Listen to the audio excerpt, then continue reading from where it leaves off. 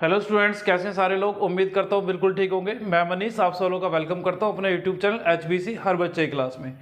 आज हम लोग स्टार्ट कर रहे हैं क्लास 11th माइक्रो इकोनॉमिक्स की जो यूनिट 3 है, प्रोड्यूसर बिहेवियर एंड सप्लाई। इसका नेक्स्ट चैप्टर है कॉस्ट। तो बिना किसी देर के स्टार्ट करते हैं। सबसे पहले मतलब समझते हैं कॉस्ट होती क्या है।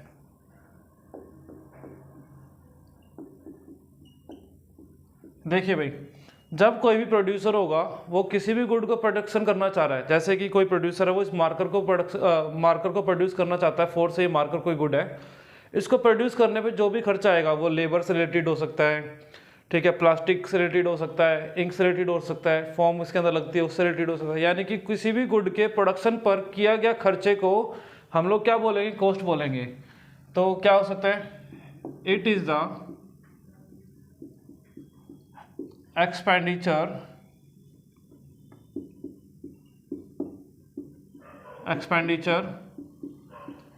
incurred on the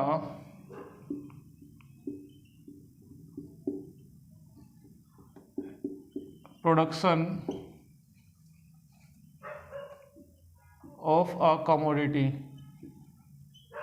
कोई भी जो कमोडिटी होगी, ठीक है, उसके प्रोडक्शन के लिए जो भी एक्सपेंडिचर इनकर किया जाएगा, खर्चा किया जाएगा, उसको बोलेंगे हम लोग कॉस्ट। और अदर वर्ड्स में बोल सकते हैं it is the sum of explicit cost and implicit cost. तो कॉस्ट को हम लोग और कैसे डिफाइन कर सकते हैं, सम ऑफ एक्सप्लिसिट कॉस्ट और इम्प्लिसिट कॉस्ट। तो पहले देख लेते हैं एक्सप्लिसिट कॉस्ट किसे कहते हैं।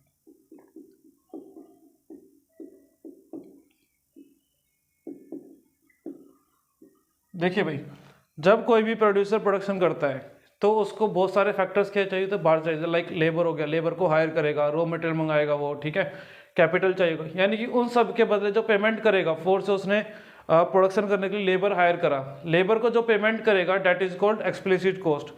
तो हम लोग क्या बोल सकते हैं इसके लिए, इट इज द या payment made to outsiders for hiring factor services. तो जितनी फैक्टर सर्विसेज होंगी उनको हायर करने के लिए जो आउटसाइडर्स को पेमेंट करी जाती है, उसी पेमेंट को हम लोग क्या बोल देंगे, एक्सप्लिसिट कॉस्ट बोल देंगे। एग्जांपल के लिए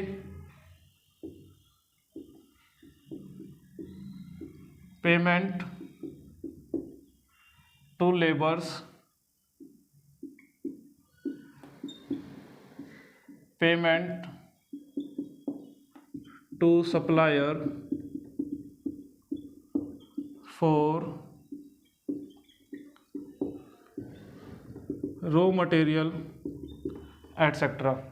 ठीक है, जैसे कि हम लोगों ने लेबर बाहर से मंगाई है या सप्लायर से रॉ मटेरियल बाहर से मंगाया है, सप्लायर को जो आपने पेमेंट करी रॉ मटेरियल के बदले, या लेबर को जो आप लोगों ने वेजेस या सैलरी दी, ये सब क्या कहलाएंगे, हमारे एक्सप्लिसिट कॉस्ट कहलाएंगे। क्या कहलाएंगे, एक्सप्लिसिट कॉस्ट कहलाएंगे। नेक्स्ट हम लोग लेंगे इम्प्लिसिट कॉस्ट। तो इम्प्लिसिट कॉस्ट लिख लीजिए भाई, implicit cost, it is the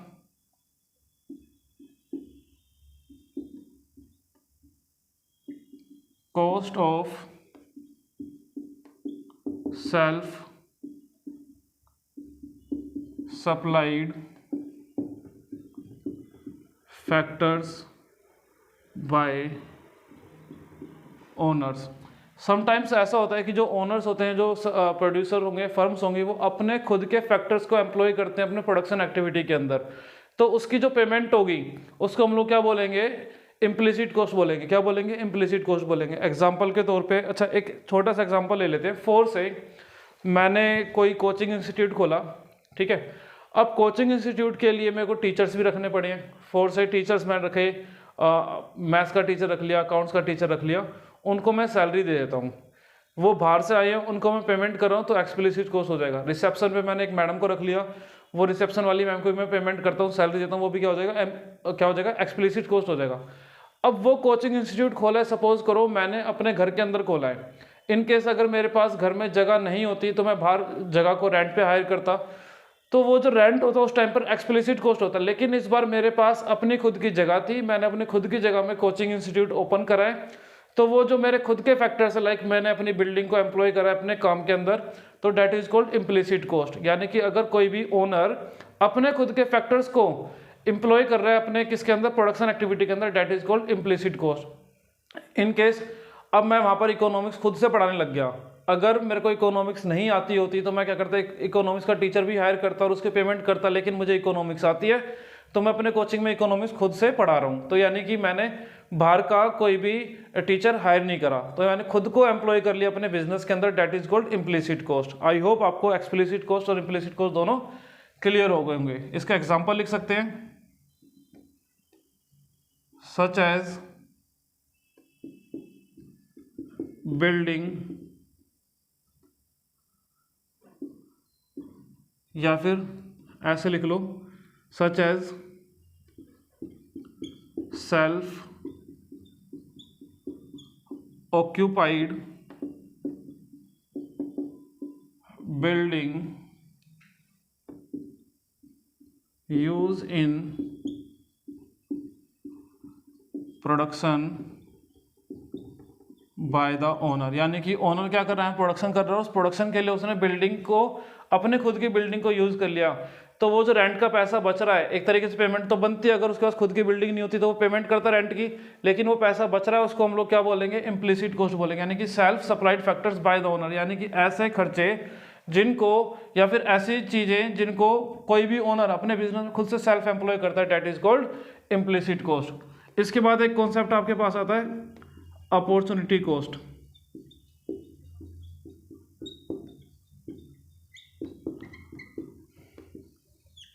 देखिए, it is the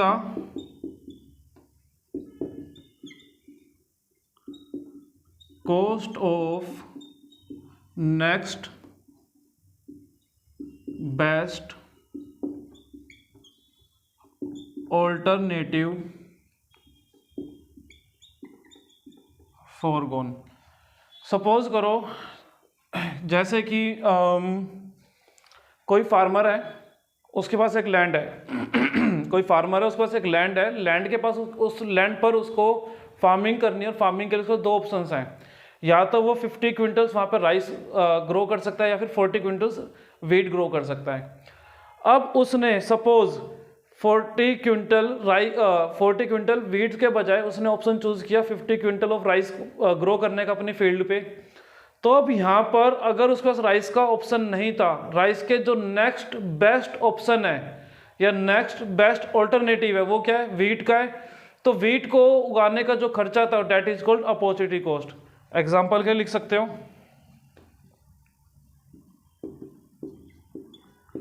a farmer has two alternatives,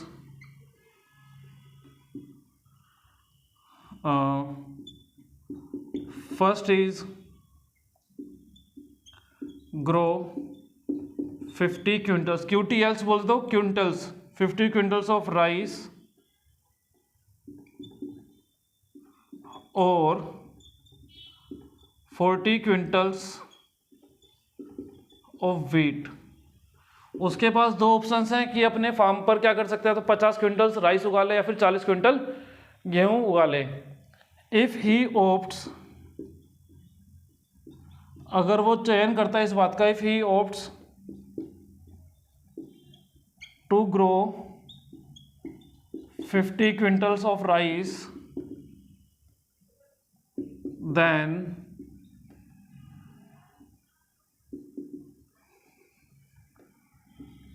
40 quintals of wheat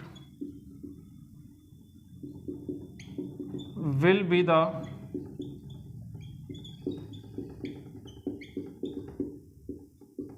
opportunity cost. ठीक है भाई, यानी कि उसके अंदर उसके पास दो ऑप्शन है, 50 किलो चावल लगा ले या 40 किलो गेहूँ उगा ले।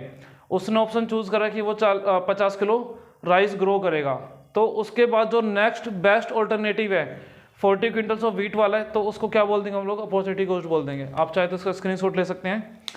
देन हम लोग चलते हैं अपने नेक्स्ट टॉपिक पर। थोड़ा सा मुझे रफ करना पड़ेगा, चलिए अभी मैं रफ कर देता हूँ इसको।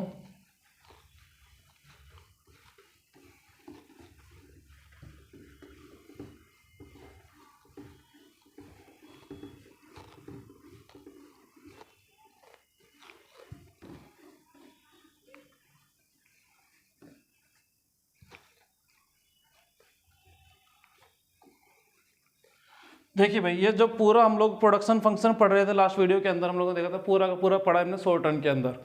तो शॉर्ट रन एक ऐसा कॉन्सेप्ट होता है जहां पर कुछ फैक्टर्स ऑफ प्रोडक्शन क्या होते हैं, वेरिएबल होते हैं, और कुछ क्या होते हैं, फिक्स होते हैं।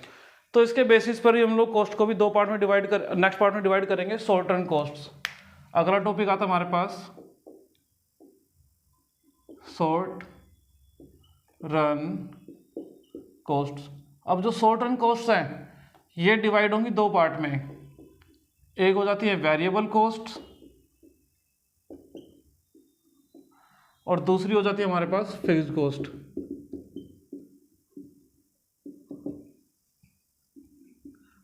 तो नाम के अंदर ही छुपा हुआ है जो वेरिएबल कॉस्ट है वो चेंज होती है according to the production,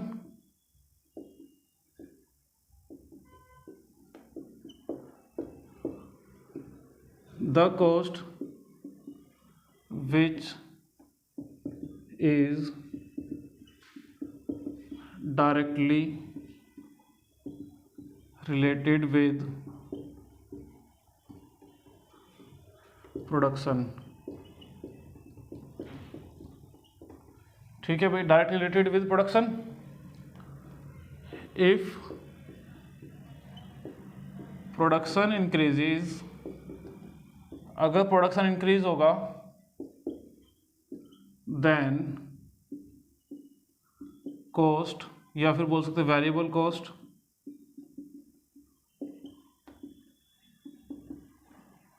also increases and vice versa. Vice versa मतलब अगर प्रोडक्शन डिक्रीज होगा तो कॉस्ट भी डिक्रीज हो जाएगी। एग्जाम्पल के लिए क्या हो सकता है, 4 से अगर मैं एक दिन के अंदर 2 वीडियोस बनाता हूँ और मुझे थोड़ी इंक की नीड होती है, अगर मैं वीडियोस, जैसे कि मैं वीडियोस यूट्यूब पे बना रहा हूँ यहाँ पर, अगर मैं ज़्यादा वीडियोस को बनाना स्टार्ट करता हूँ तो मुझे इंक की ज़्यादा रिक्वायरमेंट होगी, यानी कि ज़्यादा प्रोडक्शन ऑफ वीडियोस हो रहा है तो ज़्यादा रिक्वायरमेंट ऑफ इंक हो जाएगा। अगर मैं वीडियो का प्रोडक्शन कम कर देता हूँ, दिन में एक ही वीडियो, तो इंक की रिक्वायरमेंट भी क्या हो जाएगी, मेरी कम हो जाएगी। तो ऐसी कॉस्ट जो इंक्रीज होती है या डिक्रीज होती है according to the production. Production बढ़ेगा तो कॉस्ट बढ़ेगी, प्रोडक्शन घटेगा तो कॉस्ट भी घट जाएगी। नेक्स्ट होती है फिक्स्ड कॉस्ट।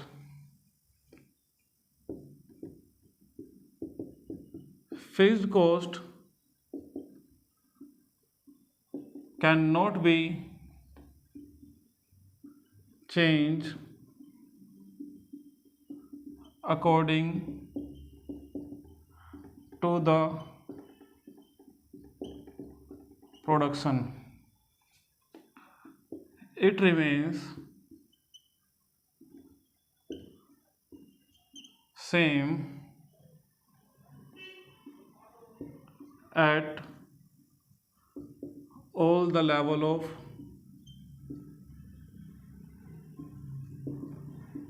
प्रोडक्शन। या फिर इसको बोल सकते हो आप लोग cost which is incurred even on the zero unit of production। देखिए भाई, एग्जांपल समझते हैं इसका। पहले देखो डेफिनेशन क्या कर रहा है, fixed cost can not be change according to the production, यानी कि प्रोडक्शन के चेंज होने से ये चेंज नहीं होती है। इट रिमेन्स सेम, या फिर कांस्टेंट कह सकते हो, it remains same at all the level of production, यानी कि प्रोडक्शन किसी भी लेवल पर ये क्या रहेगी, सेम रहने वाली है, कांस्टेंट होने वाली है। प्रोडक्शन बढ़ने से, घटने से, प्रोडक्शन जीरो होने से इस पर कोई भी फर्क नहीं पड़ेगा। लास्ट में एक और बात बोली गई है, cost which is incurred even on the zero unit of production. अगर कोई प्रोडक्शन नहीं हो रहा है तो भी ये कॉस्ट बियर करी जाएगी। एग्जांपल समझना भाई, जैसे कि मैं वीडियोस ये बना रहा हूँ, मुझे वीडियोस बनाने के लिए कुछ चीज़ों की रिक्वायरमेंट हुई, लाइक मोबाइल फ़ोन की कैमरे के लिए वीडियो शूट करने के लिए, ठीक है, माइक की रिक्वायरमेंट है मेरे को, मार्कर की रिक्वायरमेंट है, ये जो बोर्ड है इसकी रिक्वायरमेंट है, मेरे रूम के अंदर जो लाइट होंगी इनकी भी रिक्वायरमेंट है, ठीक है भाई। अब सपोज करो जैसे कि बोर्ड है, मेरे पास एक ही बोर्ड की रिक्वायरमेंट है, अगर मैं वीडियो 1 बनाऊँ, वीडियो 4 बनाऊँ या वीडियो 10 बनाऊँ, मेरा बोर्ड एक ही रहने वाला है। मैं वीडियो नहीं बनाता हूँ तो भी मैं इसको बोर्ड को खरीद के ले आया हूँ तो भी इसकी कॉस्ट रहेगी रहेगी। यानी कि अगर मैं प्रोडक्शन ऑफ वीडियोस नहीं कर रहा हूँ, वीडियोस नहीं बना रहा हूँ, देन तो भी मुझे क्या करना पड़ेगा, यहाँ पर जो कॉस्ट है वो बियर करनी पड़ेगी। यानी कि ऐसी कॉस्ट जो प्रोडक्शन से अफेक्टेड नहीं होती उसको बोलेंगे हम लोग फिक्स कॉस्ट बोलेंगे। इसका चाहो तो आप स्क्रीनशॉट ले सकते हो। अब चलते हम लोग अपने मेन पार्ट्स पे, दैट इज टोटल कॉस्ट। चलिए मैं रफ कर देता हूँ इसको।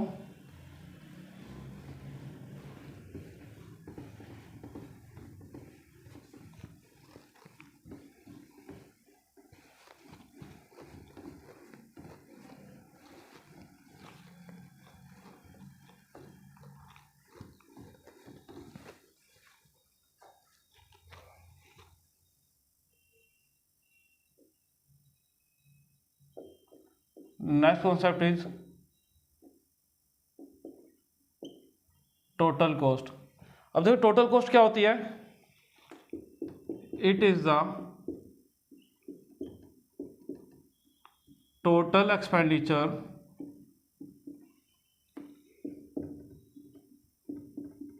incurred on the production of a commodity।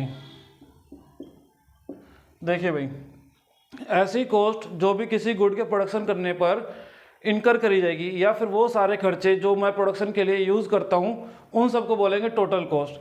ये सम होता है दो चीज़ों का, it is the sum of TFC and TVC। TFC बोलते टोटल फिक्स कॉस्ट और TVC बोलते टोटल वेरिएबल कॉस्ट। अब यहाँ से इनके कुछ फॉर्मूले निकलेंगे हमारे पास, इनके फॉर्मूले ले लेते हैं साथ के साथ क्या रहेंगे। टोटल कॉस्ट का एक formula simply TFC plus TVC। TFC कैसे निकाल सकते हैं हम लोग, AFC मल्टीप्लाई बाई Q, और TVC का फार्मूला होता है हमारा AVC मल्टीप्लाई बाई Q। ये फार्मूले भाई मोस्ट इंपॉर्टेंट फार्मूले हैं, न्यूमेरिकल आएगा पेपर के अंदर, डेफिनेटली आएगा, तो आपने करके आना है। TC का दूसरा फार्मूला हो जाएगा AC multiply by Q। AC कहाँ से आया है, AFC प्लस AVC मिलकर AC बनाएंगे। TC का नेक्स्ट फार्मूला हो जाएगा हमारे पास सम ऑफ MC। तो ये चार फार्मूले निकल कर आते हैं TC के लिए, ठीक है। अब TC के अंदर दो चीज़ हम लोगों ने देखी, एक था TFC और एक है TVC। FC यानी कि फिक्स कॉस्ट, अभी हम लोगों ने जस्ट पहले देखी थी, ऐसी कॉस्ट जो कि प्रोडक्शन से अफेक्टेड नहीं होती, और वेरिएबल कॉस्ट जो प्रोडक्शन से अफेक्टेड होगी। अगर प्रोडक्शन हम लोग नहीं कर रहे हैं तो भी कॉस्ट बियर करी जाएगी, that is called total fix cost. यानी कि जीरो यूनिट ऑफ प्रोडक्शन पर जो कॉस्ट होगी उसको बोलेंगे हम लोग टोटल फिक्स कॉस्ट। और टोटल वेरिएबल कॉस्ट वो कॉस्ट होगी, प्रोडक्शन करेंगे तो ही कॉस्ट बियर होगी, अदरवाइज ये कॉस्ट बियर नहीं होगी। अगर प्रोडक्शन जीरो हो जाएगा तो वेरिएबल कॉस्ट भी क्या हो जाएगी, जीरो ही हो जाएगी। तो इसके लिए इसका ग्राफ भी बना लेते हैं आप लोग। Y axis, X axis origin, quantity, और यहाँ पर लिख लो आप लोग कॉस्ट, लिख लो कौन कौन से प्रकार यहाँ पे कॉस्ट आने वाली है। देखिए भाई, सबसे पहले तो TFC को ही ड्रॉ कर लो आप लोग, टोटल फिक्स कॉस्ट। यानी कि प्रोडक्शन मेरा जीरो है, सपोज करो जीरो प्रोडक्शन पर कोई कॉस्ट है ये, और ये कांस्टेंट रहती है, तो ये जो कर्व है डेट इज कॉल्ड TFC। यानी कि जो हॉरिजॉन्टल कर्व बनता है इसको बोलते हैं हम लोग TFC curve, total fix cost curve. फिर एक कॉस्ट होती है वेरिएबल कॉस्ट। वेरिएबल कॉस्ट कौन सी होती है? जो प्रोडक्शन अगर जीरो होगा तो कॉस्ट जीरो होगी। इन केस अगर प्रोडक्शन अभी जीरो है तो कॉस्ट जीरो है।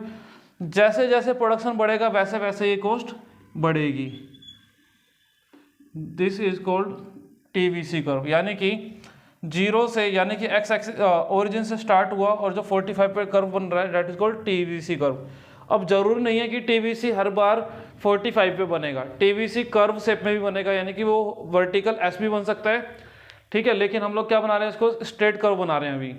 अब फिर हम लोगों ने देखा जो टीसी है, टोटल कॉस्ट कैसे बनेगा? टीएफसी प्लस टीवीसी, यानी कि टोटल कॉस्ट के अंदर जीरो प्रोडक्शन पर कोई ना कोई कॉस्ट इनकर्ड होगी, दैट इज कॉल्ड टीएफसी। क्योंकि टीएफसी कभी जीरो हो ही नहीं सकता, जीरो नहीं हो सकता, टोटल कॉस्ट भी जीरो नहीं हो सकता। टोटल कॉस्ट कहां से स्टार्ट होगी? जहां से टीएफसी स्टार्ट होता है वहां से टोटल कॉस्ट स्टार्ट होगी, और उसके बाद वो इंक्रीज होती है किसके कारण?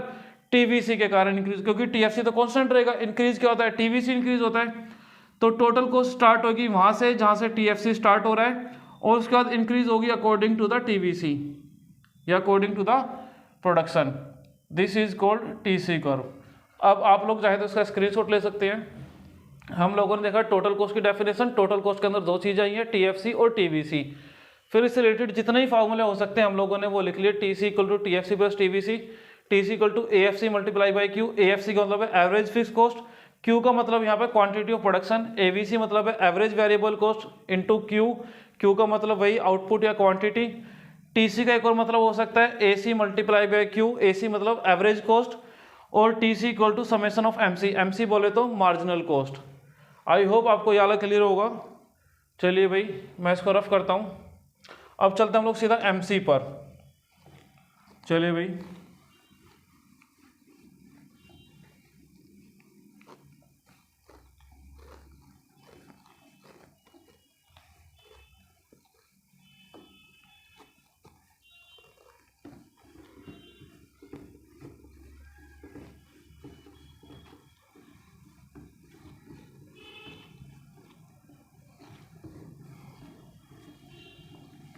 अब नेक्स्ट कॉन्सेप्ट हमारे पास आता है मार्जिनल कॉस्ट।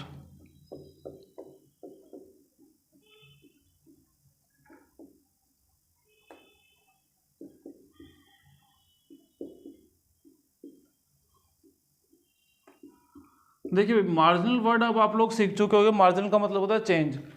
तो जब कहीं भी चेंज आता है उसको बोलते हैं हम लोग मार्जिनल। तो मार्जिनल कॉस्ट होती है टोटल कॉस्ट के अंदर जो चेंज आएगा bye the production of an extra unit of a good. यानी कि आप लोग कोई भी फोर से आप समोसे बना रहे हो, ठीक है, 10 समोसे बनाते हो। 10 समोसे बनाने के लिए आप लोग 80 रुपये खर्च करते हो, एक समोसे पे लगभग 8 रुपये खर्चा आ रहा है। अगर आप लोग 20 समोसे बनाते हो कितना खर्चा कर दोगे? 160 रुपीज़। यानी कि टोटल कॉस्ट पहले 80 थी जब प्रोडक्शन 10 समोसे का था, जब प्रोडक्शन आपने डबल कर दिया तो जो कॉस्ट है वो भी इंक्रीज हो गई। टोटल कॉस्ट में जो चेंज आया है that is called marginal cost. इसकी डेफिनेशन हो जाएगी change in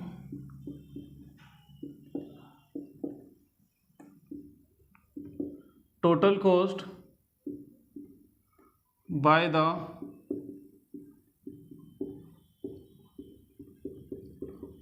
production of N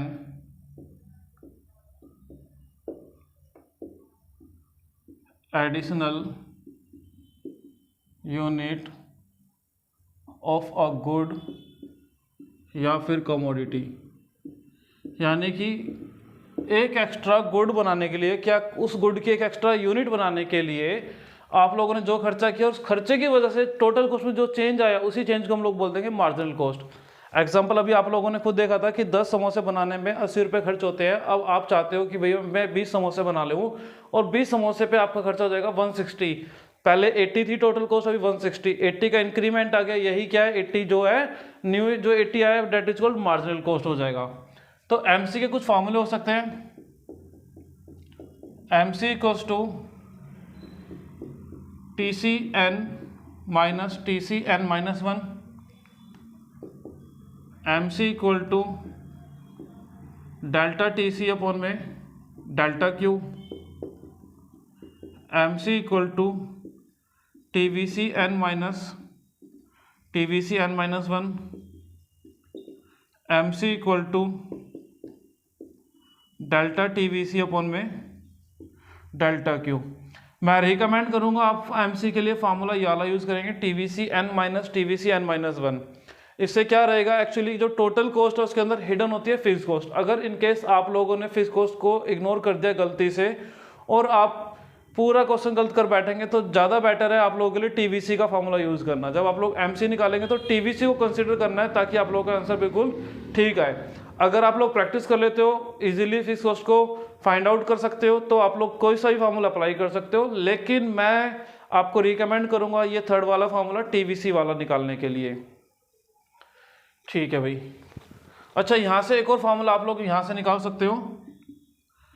जिस तरीके से वहाँ पे T C equal to sum of M C था, यहाँ पर T V C equal to sum of M C भी हो जाएगा, sum of M C equal to T V C भी हो जाएगा। ये चीज़ का ध्यान रखना है, क्वेश्चंस में करेंगे हम लोग इन चीज़ों को।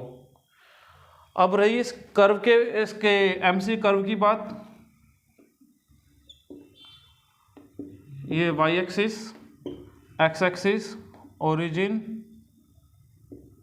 एक्स एक्सिस पे रहेगा क्वांटिटी और वाई एक्सिस पे रहेगा कॉस्ट। अब जो एम सी कर्व होता है भाई वो रहता है हमारा U shaped, this is called M C curve. अब ध्यान रखना है एम सी कर्व की शेप कैसी होती है, यू शेप होती है। अब एम सी कर्व के नीचे जो भी पोर्शन होगा, मैं इसको शेड कर देता हूँ, इस पूरे पोर्शन को हम लोग बोलते हैं टी वी सी। आपसे एक नंबर में क्वेश्चन पूछा जा सकता है, what is the shaded portion under the M C curve, तो that is called T V C. तो एम सी के नीचे जो भी शेडेड पोर्शन को रिप्रेजेंट कर रहा है इसको बोलते हैं हम लोग टी वी सी। और ये जो यू शेप कर्व बना है that is called M C curve. तो टोटल 3 कर्व ऐसे होते हैं हमारे पास जो यू शेप में होंगे। एक होता है एम सी होता है, एक होता है ए सी और एक होता है ए वी सी। आगे इसके बाद वही देखेंगे हम लोग। तो ध्यान रखना है एम सी कर्व बनेगा यू शेप और एम सी कर्व के नीचे जो भी शेडेड पोर्शन मैंने बनाया that is called T V C. आप चाहे तो इसका स्क्रीनशॉट ले सकते हैं। चलिए मैं रफ कर देता हूँ अब इसको।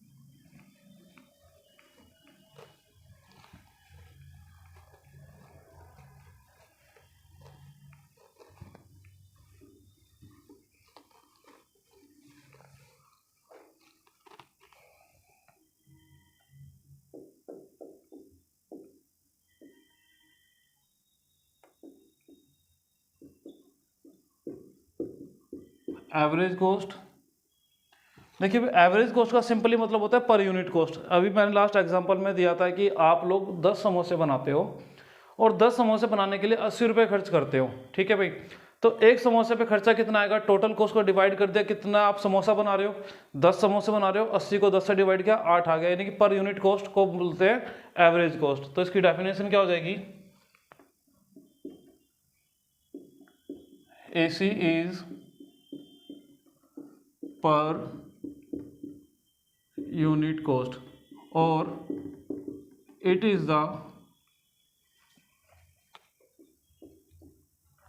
सम ऑफ AFC एंड ABC। अब AFC क्या हो जाएगा, पर यूनिट फिक्स कॉस्ट, और ABC हो जाएगा पर यूनिट वेरिएबल कॉस्ट।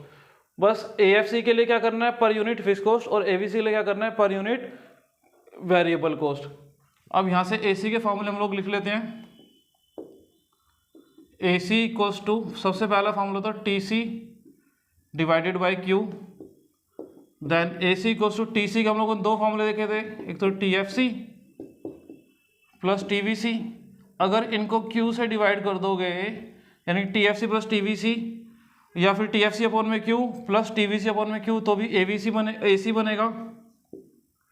और AC का फॉर्मूला क्या हो जाएगा, TFC अपॉन में Q यानी कि AFC, और TVC अपॉन में Q मतलब ABC। तो AFC प्लस ABC भी क्या बनेगा, AC बनेगा। और AFC के लिए फॉर्मूला क्या हो जाएगा, TFC अपॉन में Q, और ABC के लिए हो जाएगा TVC अपॉन में Q। सेम सेंस में अगर आपको TFC निकालना है तो Q इंटू AFC, और ABC निकालना है तो अपना इसको मल्टीप्लाई कर देंगे उससे, ABC से, तो TVC आ जाएगा। तो TVC equal to ABC multiply में Q, और AFC इक्वल टू TFC/μQ। आपके सामने फार्मूले ऊपर नीचे करना है, आप लोग फार्मूले सीख चुके हो भाई। फार्मूले मोस्ट इंपॉर्टेंट पार्ट है आपके कोस्ट वाले चैप्टर का। इस पे न्यूमेरिकल डेफिनेटली आएगा 3 से 4 नंबर का, तो फार्मूले आपको याद करने हैं अच्छे से। तो भाई इसका अब कर्व बना लेते हैं हम लोग। Y axis, X axis, origin. X axis पे रहेगा क्वांटिटी, वाई एक्सिस पे रहेगा कॉस्ट। देखिए भाई जो AC कर्व होता है वो U शेप होता है, this is called AC curve. फिर AVC भी क्या रहेगा, U शेप रहेगा। बस फर्क क्या है आप लोग खुद देख पाओगे। AC और AVC में स्टार्टिंग में क्या है, काफ़ी ज़्यादा डिफरेंस है, काफ़ी दूरी भी बने कर्व है ये। लेकिन जैसे जैसे प्रोडक्शन बढ़ रहा है, यानी कि आप लोग कर्व में राइट साइड पे जा रहे हो, राइट हैंड की तरफ जा रहे हो, मतलब प्रोडक्शन इंक्रीज हो रहा है। जैसे जैसे प्रोडक्शन इंक्रीज हो रहा है, AC और AVC का जो गैप है वो लगातार कम होता जा रहा है। तो AC और AVC दोनों ही U शेप होते हैं, लेकिन स्टार्टिंग में दोनों के बीच में गैप ज़्यादा होता है, जैसे जैसे आगे बढ़ते हैं उनका गैप कम होता जाता है। रही बात तीसरे कर्व की AFC की, तो AFC बनता है हमारा रेक्टेंगुलर हाइपरबोला। ये ऊपर से नीचे आएगा। अब आप लोग देखो ये ऊपर से नीचे आ रहा है, नीचे आ रहा है, नीचे आ रहा है, लेकिन ये कभी भी एक्स एक्सिस को टच नहीं करेगा। क्यों? क्योंकि कॉस्ट कभी भी, जो फिक्स कॉस्ट होती है, कभी भी जीरो नहीं हो सकती, इसलिए एक्स एक्सिस को टच नहीं करेगा। फिक्स कॉस्ट जीरो नहीं होती, इस वजह से AFC किसको टच नहीं करेगा, एक्स एक्सिस को टच नहीं करेगा। हालांकि ये वेरी नियर बाय जीरो हो सकता है। ये AFC है, ये बन गया आपका AFC कर्व। चलिए इसका स्क्रीनशॉट लीजिए। आई होप आपको जितना बताएगा उतना क्लियर होगा। इसमें कोई भी डाउट होता है आप लोग कमेंट करके पूछ सकते हैं। अब हम लोग इस वीडियो के लिए इतना रखते हैं। नेक्स्ट वीडियो के अंदर हम लोग पढ़ेंगे थोड़ी सी और थ्योरी इस चैप्टर की, relationship between AC, AVC, MC, इन सब के रिलेशनशिप पढ़ेंगे और एक छोटे से न्यूमेरिकल की हेल्प से करेंगे। चलिए भाई बाय बाय, मिलते हैं नेक्स्ट वीडियो में। Okay bye bye.